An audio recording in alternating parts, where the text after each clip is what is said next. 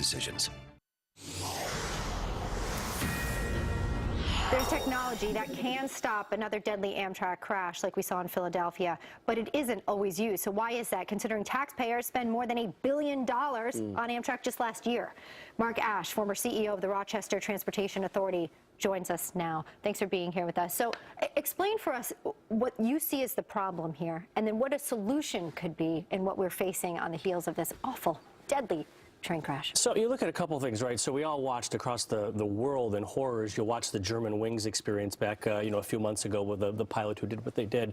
And today there's not a lot of technology to address those situations. In this situation, there is technology in place to be able to deal with a train conductor who may be going too fast.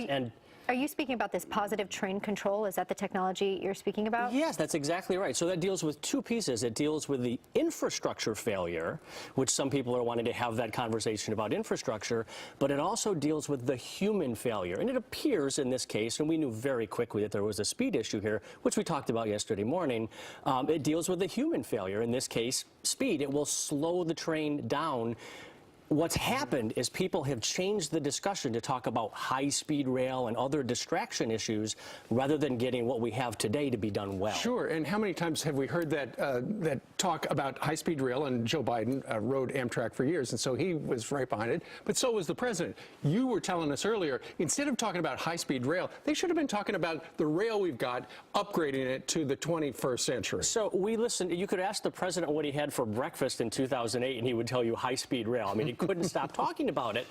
Every single budget that he has submitted since he's been president, they have knowingly allowed Amtrak trains to drive across a 100-year-old bridge in New Jersey. Right. An old car is an antique. An old bridge is a death trap. So how do you begin to revamp it? After all, this positive train control was put into play in 2008. They said do it, 70,000 miles of track. Here it's 2015. It's still not done. There's a problem. So people would want to have the discussion that this is, what does Amtrak have to do to fix this? I'll compare this to the Rangers from last night, right? The team who won in overtime, by the way. Precisely. So the team can only play so well as the conditions that they're allowed to perform on. And so the Rangers have made an investment in the rink and the facilities and where they play so they can be successful with the product they put out. Amtrak has been able to increase ridership, reduce its debt, reduce its reliance on taxpayer dollars, but the rink, in this example, is not well performed. They haven't fixed the bridges, they haven't fixed the rail, they haven't put the technology in, and government has to stop forcing them to run these trains to nowhere and allow them to do what they do well.